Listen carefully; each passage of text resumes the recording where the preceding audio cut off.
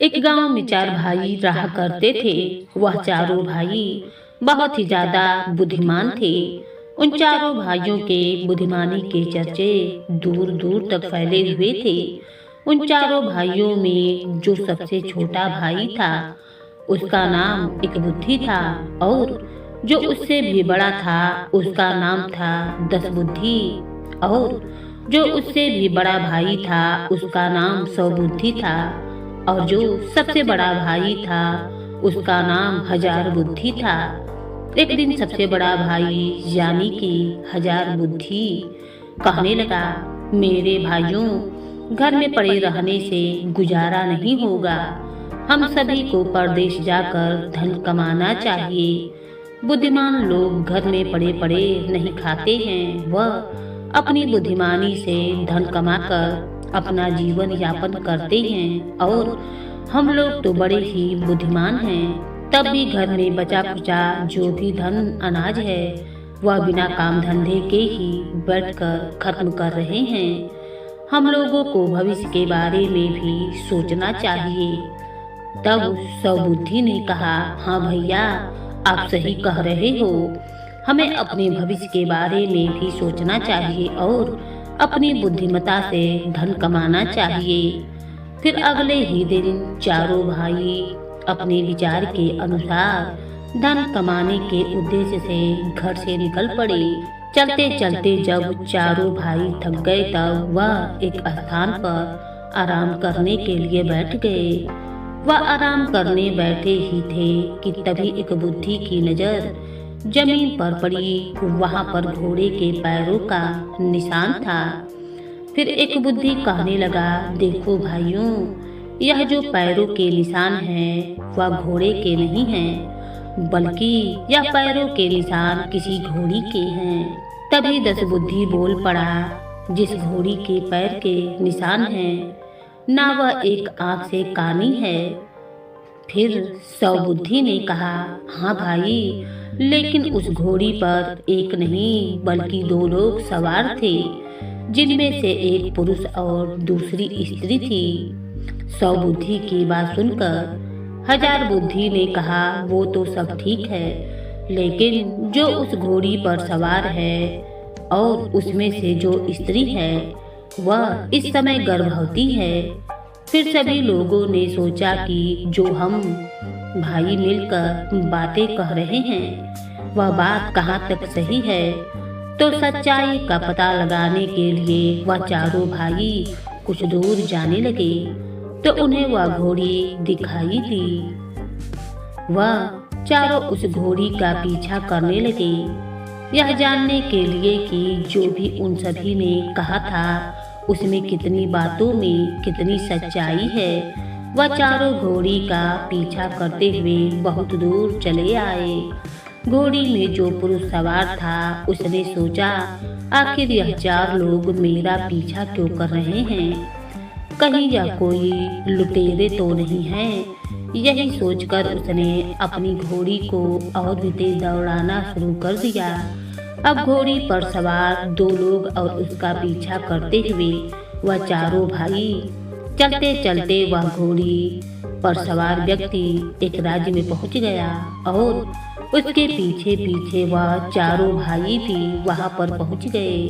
घोड़ी पर सवार व्यक्ति को उस राज्य के राजा के सैनिक दिखाई दिए। वह तुरंत ही घोड़ी से उतरा और सारी बातों को सैनिकों से बताया। फिर एक सैनिक चारों से पूछने लगा, सच सच बताओ कि तुम इस घोड़ी पर सवार व्यक्ति का पीछा क्यों कर रहे थे, कहीं तुम लोग लुटेरे तो नहीं हो या फिर दुश्मन राज्य से तो नहीं आए हो।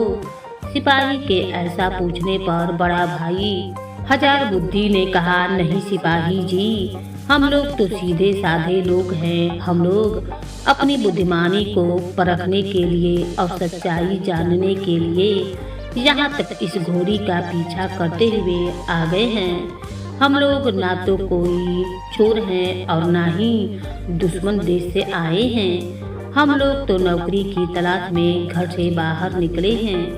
अच्छा, तो तुम कौन सी बुद्धिमानी और कौन सी सच्चाई जानने के लिए इस घोड़ी का तुम लोगों ने पीछा किया। सैनिक के ऐसा पूछने पर हजार बुद्धि ने सारी बातों को बताया और फिर कहने लगा, सैनिक जी, हम चारों लोग बेरोजगार हैं। अगर राजा के यहाँ हम चारों को नौकरी मिल जाती तो बहुत ही अच्छा होता। सैनिक समझ गया कि यह चारों कोई बुरे लोग नहीं हैं। फिर सैनिक चारों को राजा के पास लेकर गया और राजा से सारी बातों को बतला दिया। अच्छा, तो तुम लोगों को नौकरी की आवश्यकता है? जी महाराज, वो तो सब ठीक है। मैं तुम चारों को अपने यहाँ नौकरी पर रख सकता हूँ, लेकिन एक एक करके बताओ कि तुम चारों लोग उस घोड़ी वाले का पीछा क्यों कर रहे थे। राजा के पूछने पर हजार बुद्धि ने कहा, महाराज, पैदल चलते हुए हम लोग थक गए थे। आराम करने के लिए हम चारों भाई एक पेड़ के नीचे बैठे हुए थे। तब हम चारों ने अपनी बुद्धि से उस घोड़ी और घोड़ी पर सवार लोगों के बारे में अनुमान लगाया। मेरे छोटे भाई ने पैरों का निशान देखकर कहा कि वह कोई घोड़ा नहीं बल्कि वह घोड़ी के पैरों के निशान है। फिर मेरे दूसरे भाई 10 बुद्धि ने अपनी बुद्धिमत्ता को दिखाते हुए यह अनुमान लगाया कि वह घोड़ी बाई आंख से अंधी है। फिर मेरे तीसरे भाई 100 बुद्धि ने अनुमान लगाया कि उस घोड़ी पर 2 लोग सवार होंगे, जो एक स्त्री होगी और दूसरा पुरुष। फिर महाराज, मैंने अनुमान लगाया कि घोड़ी पर जो स्त्री सवार है वह इस समय गर्भवती है। हे महाराज, आज इसी बात का पता लगाने के लिए कि हम लोगों का अनुमान कितना सही है, इसीलिए हम चारों भाई उस घोड़ी का पीछा करते हुए आपके राज्य में आ पहुँचे हैं। अरे वाह भाई वाह, मेरी तो उत्सुकता और भी ज्यादा बढ़ गई है। मैं भी जानना चाहता हूँ कि तुम लोगों की बुद्धिमानी और अनुमान वास्तव में सही है या फिर गलत है। सैनिक जाओ और घोड़ी वाले व्यक्ति को दरबार में तुरंत लेकर आओ। राजा का आदेश पाकर सैनिक घोड़ी वाले को जाकर बुलाकर ले आए। फिर राजा ने उस घोड़ी वाले से पूछा, क्यों श्रीमान जी, आप कहाँ से आ रहे हो और आपके साथ कौन है? युवक बोला, महाराज, मैं तो अपनी ससुराल गया था और वहाँ से मैं अपनी गर्भवती पत्नी को लेकर घर जा रहा था। एक बात बताओ श्रीमान, क्या तुम्हारी घोड़ी एक आंख से अंधी है?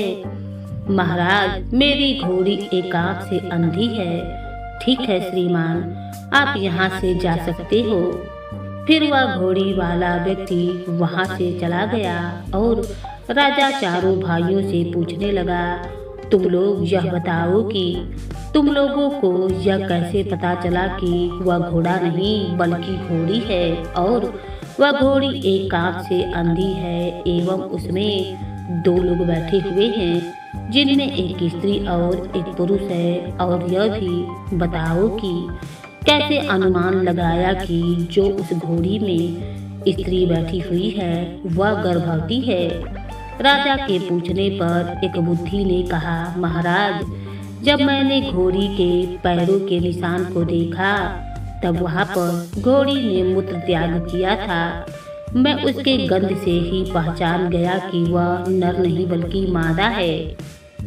फिर 10 बुद्धि ने कहा, महाराज, मेरा नाम 10 बुद्धि है और वह घोड़ी जिस ओर से आई है वहाँ के वृक्षों पौधों की पत्तियों को उसने दाएं तरफ ज्यादा खाया था, इसीलिए मैंने अनुमान लगाया कि वह एक आंख से अंधी है। फिर 100 बुद्धि कहने लगा, महाराज, वह दोनों स्त्री पुरुष जुगल युक्त जमीन पर घोड़ी से उतरे थे, जिनमें 4 इंसानी पैरों के निशान थे, जिनमें 2 पैरों के निशान पुरुष के जैसे लग रहे थे और 2 पैरों के निशान स्त्री के जैसे थे। फिर हजार बुद्धि ने कहा, महाराज वह जोड़ी पैर धूल में धसे हुए थे, जिनमें स्त्री के पैर पुरुष की तुलना में धूल में ज्यादा धसा हुआ था।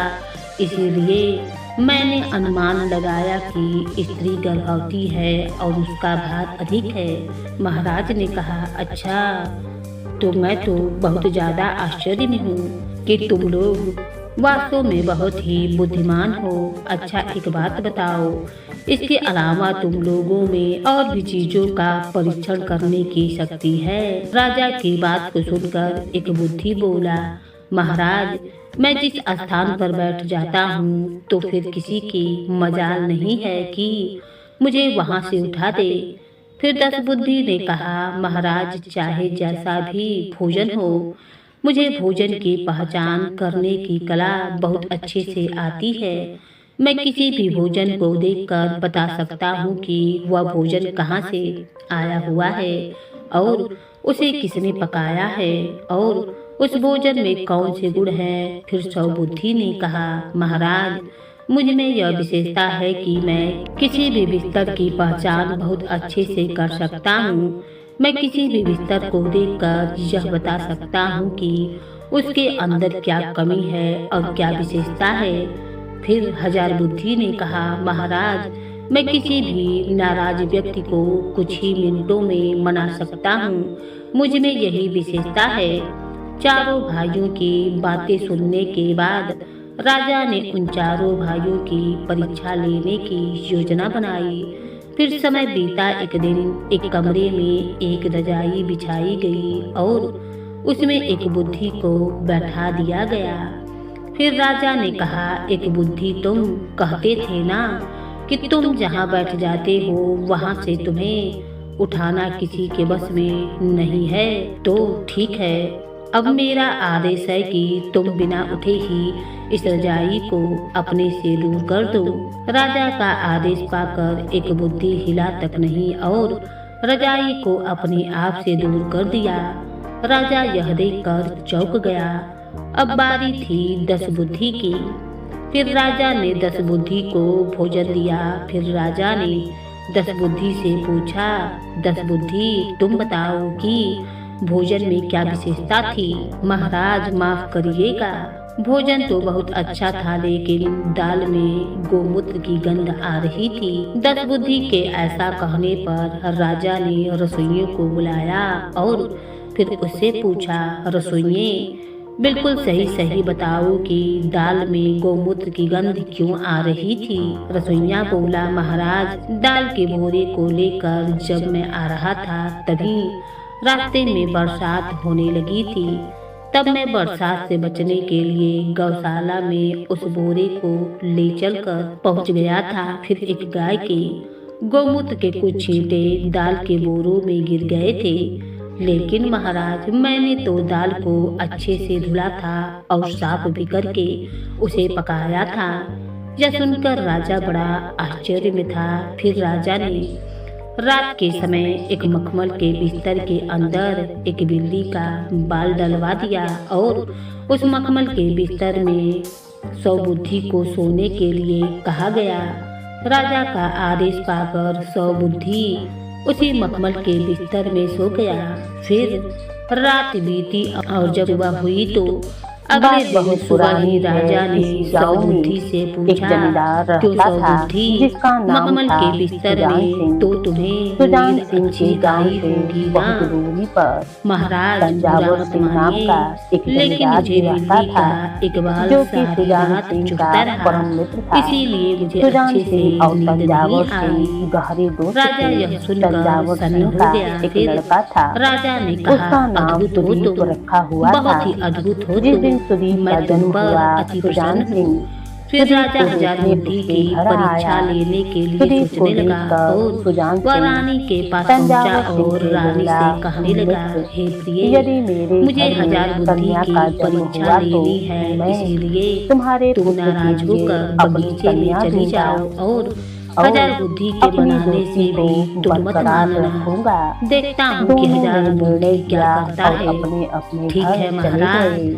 मैं ऐसा इसी ही तरह करती हूँ। कुछ समय फिर रानी व्यतीत नाराज हुआ। होकर कुछ समय बगीचे के में बाद चली गई। सुजान इधर सिंह के राजा घर हजार पुत्री बुद्धि का से जन्म कहने हुआ। लगा, हे उसने हजार पुत्री बुद्धि, का नाम मेरी कबूतरी प्रिय रखा। रानी किसी देखते ही कारण देखते बस दोनों मुझसे ब्याह नाराज के हो योग्य गई हो हैं। गए। लेकिन उनकी मुझे शादी की उनकी तिथि कोई भी तय भी हो चिंता गई। नहीं है, सुजान क्योंकि सिंह मेरे और पास तंजावर तुम सिंह को हो। तुम तो शर्त कहते लगाने थे का ना बड़ा कि शौक कोई था। भी अगर जो नाराज हो शर्त जाए तो निभाता था तुम वह उसे दूसरे तुरंत को ही मना जुर्माना लेते के हो। रूप में इसीलिए धन जाओ देता और था। रानी को सुरेश मनाकर और ले आओ। कबूतरी की शादी वह अभी के बगीचे बारे में है। में और राजा सुजान की सिंह बात को ने सुनकर तंजावर सिंह हजार से बुद्धि पूछा, ने कहा, ठीक है आप महाराज, कितने बाराती लेकिन लेकर आ मेरी रहे एक हो? शर्त है। पूरे 100 कैसी शर्त बाराती। हजार बुद्धि? तंजावर सिंह ने वह हंसते यह हुए शर्त कहा, है कि ठीक आपको है, मेरे हम साथ 100 मेहमानों रानी जी की के पास व्यवस्था चलना कर लेंगे, पड़ेगा। किंतु इसमें कौन सी हमारी बड़ी एक बात शर्त है, है, मैं अभी सभी चलता हूँ मेहमान तुम्हारे मांस खाने साथ। वाले फिर होने राजा और चाहिए हजार बुद्धि और रानी के बारात पास में सभी बगीचे में मेहमान पहुंच गए। युवा होने हजार चाहिए। बुद्धि रानी को कोई मनाने बुजुर्ग की आदमी न कोशिश आए। करने लगा, सुजान सिंह लेकिन को रानी मानने तंजावर को सिंह की तैयार शर्तों न के थी। बारे फिर में हजार पता बुद्धि था। रानी से वह कहने कई लगा, बार हे तंजावर महारानी, सिंह की शर्तों अगर में आप उलझ महाराज चुका से था। सच्चे दिल से वह प्रेम समझ गया करती कि होंगी तो तंजावर जरूर किसी आप शर्त अपनी में युवा नाराजगी दूर मेहमानों को करेंगी। आपको उलझाने वाला महाराज की है। कसम है। इसीलिए हजार उसने बुद्धि ने गांव सीधा के एक राजा बुजुर्ग साहब का आदमी को कसम ही एक दे बक्से डाला। के अंदर अब रानी छिपाकर करती भी तो बारात क्या में भेज करती, दिया। अगर उस बक्से रानी को ना माने तो ढका गया कसम था। और प्रेम की उसमें बात बुजुर्ग आड़े आदमी आ को रही थी। अब देखने रानी और सोच सांस में पड़ लेने गई, के अब तो लिए इसने छेद बनाया मेरे गया प्रेम था। को भी सामने रख तंजावर दिया सिंह ने और शर्त महाराज रखी की थी कसम कि को भी कोई दे दिया। बुजुर्ग मेहमान रानी तुरंत बारात में मान न गई आए। और कहने लगी, इसीलिए मेरा प्रेम सुजान इतना सिंह भी ने ऐसे कमजोर बुजुर्ग नहीं को है कि बारात मेरी में भेजा नाराजगी जो खत्म ना लड़की हो। वालों राजा को उन चारों ओर से भाइयों भी की बुलाया बुद्धिमानी गया को था। देखकर बड़ा बारात ही खुश सुजान हुआ सिंह के घर और से उन चारों तंजावर भाइयों सिंह के घर को पहुंच अपने गई। दरबार का तंजावर सिंह मुख्य ने बारातियों सलाहकार का बनाया। खूब स्वागत वह किया। चारों भाई समय मेहमानों समय से पर वह राजा बोला, को उचित देखो सलाह भाई, देकर हमने परेशानी पहले से ही कहा निकालते था रहे। सब बाराती कहा भी जाता मांस है खाने कि वाले बुद्धि सबसे होने बड़ी चाहिए। शक्ति है। इसलिए जिसके पास ज्ञान हमने है, 100 बुद्धिमता मेहमानों है, के लिए वह 100 कभी भी बकरों भूखा का नहीं मर इंतजाम सकता किया है। है। वह चाहे हमारी देश शर्त में यह हो है या कि हर फिर बकरा विदेश में कटेगा हो, और अपने मांस बुद्धि के बचना बल भी पर नहीं वह धन चाहिए। कमाकर बारात में अपना आए जीवन अच्छे युवा से मेहमानों निर्वाह का कर सकता है। सुजान सिंह की बुद्धिमान शर्तों को व्यक्ति सुनकर हर फिर जगह घूम सम्मान गया। का पात्र होता उन्होंने है सोचा और 100 हर जगह बकरे पूजा जाता यानी है। एक मेहमान जहाँ को बल काम एक नहीं बकरा आता खाना वहाँ पड़ेगा। पर बुद्धि काम यह आती कैसे है। हो सकता है? इसीलिए ज्ञान अंत में कहीं से उन्होंने भी मिले उसे बक्से में सदैव छिपा कर सीखते लाए रहना बुजुर्ग चाहिए, मेहमान क्योंकि से सीखने की इसका कोई समाधान उम्र पूछा। नहीं होती है। वह बुजुर्ग बोला, लड़की वालों से कहो 100 बकरों को एक पंक्ति में बांध लो। पहले एक बकरे को काटो, उसका मांस पकाकर सब मेहमानों को खिलाओ। हर मेहमान के हिस्से थोड़ा थोड़ा मांस आएगा।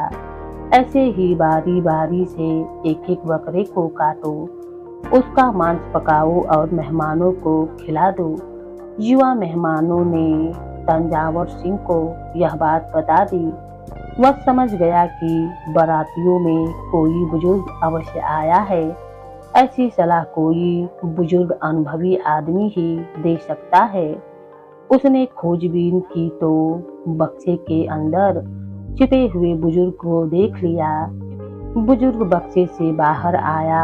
बुजुर्ग को देखकर तंजावर सिंह मेहमानों से बोला, भाई तुमने शर्त में धोखा दिया है। हमने कहा था बाराती के रूप में कोई बुजुर्ग नहीं आना चाहिए। यह देखो बुजुर्ग, मैं बाराती नहीं हूँ, मैं तो घराती हूँ, लड़की वालों की तरफ से ही हूँ, इसीलिए शर्त का पालन हुआ है। वह बुजुर्ग बोला, लेकिन तुम इस बक्से के अंदर क्यों छिपे थे? तंजावर सिंह के इस सवाल को सुनकर वह बुजुर्ग बोला, जैसे तुम्हें शर्त पर शर्त लगाने का शौक है, वैसे ही मुझे बक्से के अंदर छिपकर बारात में आने का शौक है। बुजुर्ग की बात को सुनकर तंजावर सिंह और सभी बाराती हंस पड़े।